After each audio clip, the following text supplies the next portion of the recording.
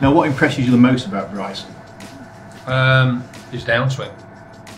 If you look at it, it's fantastic. Position-wise, everything else. So technically, very good. It looks a bit ungainly on the backswing, but it really is loading the power on the backswing. So that's. But when you look at the downswing movement, really, really impressive. And through the ball, he's very impressive. Technically, the strength in his body, holding position, to be able to get the club in a great position to deliver the ball, deliver the club to the ball correctly. I did chat to him recently. He was saying that, unfortunately, when he goes over 185 mile an hour and he gets up to 200 mile an hour ball speed, the face deflection on the driver is too great, and it's only got to be slightly off for him to hit it miles offline. But luckily, the new ball doesn't go that far offline, because it doesn't spin as much as the old ball. So it's interesting that he's found out that at 185 it's almost the maximum. And then when you look at what he did at Sawgrass, he was probably on 185 ball speed there, because he managed his game really, really well and almost won again. His work ethic as well impresses you. Oh, he's a Vijay Singh, stand out there all day. I mean, when you watch him, he's been on the course, played the morning round, he'll be on there full afternoon.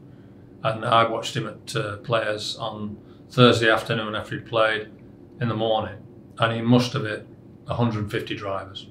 Wow, flat out on the range. Yeah. I mean, that's an impressive work ethic. You still take the mickey out of him about his physique? Or has he got over I call him a Michelin man, yeah. Yeah, I guess he's proven that one wrong, isn't he? Yeah, absolutely. Yeah. So has he ever asked you for any thoughts? Obviously. No, I talked to him. As I said, I talked to him about, you know, the ball speed that he gets up to, and, you know, how he actually loads the power and unloads the power. Chris Como helps coach him, you know, does quite a lot of our drills, and picks my brains sometimes. So how do you in the short game? How do you talk to someone with a wedge that long? Mechanically, how does that fit into your thoughts? Can be still applied regardless of shaft length? Well, he seems to do it really well, and he's actually quite a good bunker player. Even you know, the club's that long, so you adapt. Yeah, and he's very good at adapting. Do you see Bryson, because of what he's done with this whole new speed, energy, relating to people on driving ranges, do you see him being the surprise player to pick up the mantle from Tiger Woods, instead of it being a stereotypical major winning? He's done it already. Yeah, he's done it already. The crowds, you know, flock to him. I mean, the biggest crowd at the Players at Bay Hill were following Bryson. The biggest crowd at the Players were following Bryson. They want to see how far he can hit it and where he can hit it relative to them. Yeah, so in many ways, the modern day game has become a world-long drive sort of spectacle in that sense. They always said that, you know, why can't the long drivers, you know, harness that sort of speed and go out and play on the tour?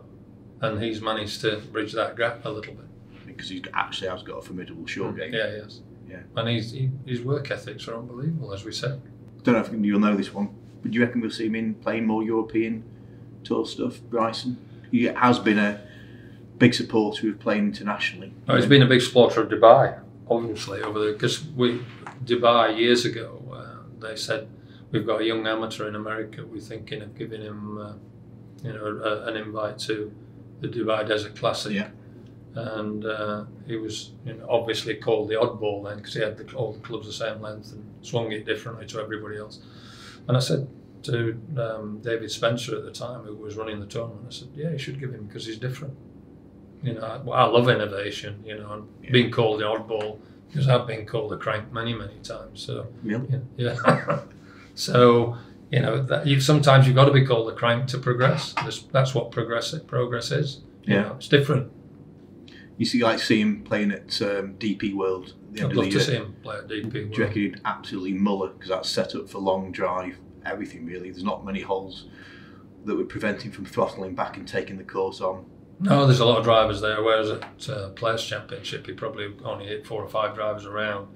At Dubai, at Jumeirah, yeah, he'd probably hit driver 10 times there. Yeah, that'd be interesting. That'd be a spectacle. Yeah, end of the year.